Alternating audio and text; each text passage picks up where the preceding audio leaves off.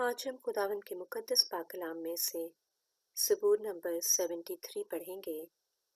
बेशक खुदा इसराइल पर यानी पाक दिलों पर मेहरबान है, लेकिन मेरे पांव तो फिसलने को थे। मेरे कदम करीबन लग़ज़िश खा चुके थे, क्योंकि जब मैं शरीरों की इकबालमंदी देखता तो मगरूरों पर हसद करता था, इसलिए कि उनकी मौत में जानकनी नहीं, बल्कि उनकी कुव्वत बनी रहती है। वो और आदमियों की तरह मुसीबत में नहीं पड़ते, न और लोगों की तरह उन पर आफत आती है, इसलिए गुरूर उनके गले का हार है। गोया वो जुल्म से मुलब्बस हैं, उनकी आंखें चर्बी से उभरी हुई हैं, उनके दिल के ख्यालात हद से बढ़ गए हैं। वो ठट्ठा मारते और शरारत से जुल्म की बातें करते हैं।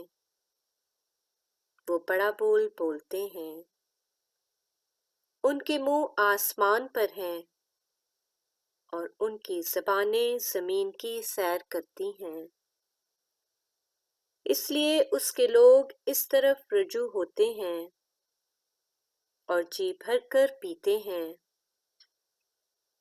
वो कहते हैं, खुदा को कैसे मालूम है? क्या हक ताला को कुछ इल्म है? इन शरीरों को देखो, ये सदा चैन से रहते हुए दौलत बढ़ाते हैं। यकीनन मैंने अबस अपने दिल को साफ और अपने हाथों को पाक किया, क्योंकि मुझ पर दिन भर आफत रहती है और मैं हर सुबह तंबी पाता हूँ। अगर मैं कहता कि यूं कहूँगा तो तेरे फर्जंदों की नस्ल से बेवफाई करता। जब मैं सोचने लगा कि इसे कैसे समझूं, तो ये मेरी नज़र में दुश्वार था, जब तक कि मैंने खुदा के मक़दस में जाकर उनके अंजाम को ना सोचा। यकीनन तू उनको फिसलनी जगहों में रखता है और हलाकत की तरफ धकेल देता है। वो दम भर में कैसे उजड़ गए, वो हादसों से बिल्कुल फना हो गए। जैसे जाग उठने वाला ख्वाब को, वैसे ही तू आए खुदाबंद, जागकर उनकी सूरत को नाचीज जानेगा।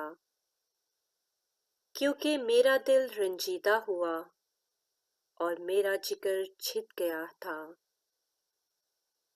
मैं बेअक्ल और जाहिल था, मैं तेरे सामने जानवर की मानित था, तो भी मैं बराबर तेरे साथ हूँ। तूने मेरा दाहिना हाथ पकड़ रखा है, तू अपनी मसलहत से मेरी रहनुमाई करेगा और आखिरकार मुझे जलाल में कबूल फरमाएगा। आसमान पर तेरे सिवा मेरा कौन है, और ज़मीन पर तेरे सिवा मैं किसी का मुश्ताक नहीं। को मेरा जिस्म और मेरा दिल ज़ाइल हो जाएं, तो भी खुदा हमेशा मेरे दिल की कुव्वत और मेरा बखरा है। क्योंकि देख, वो जो तुझसे दूर हैं फना हो जाएंगे। तूने उन सबको जिन्होंने तुझसे बेवफाई की हलाक कर दिया है।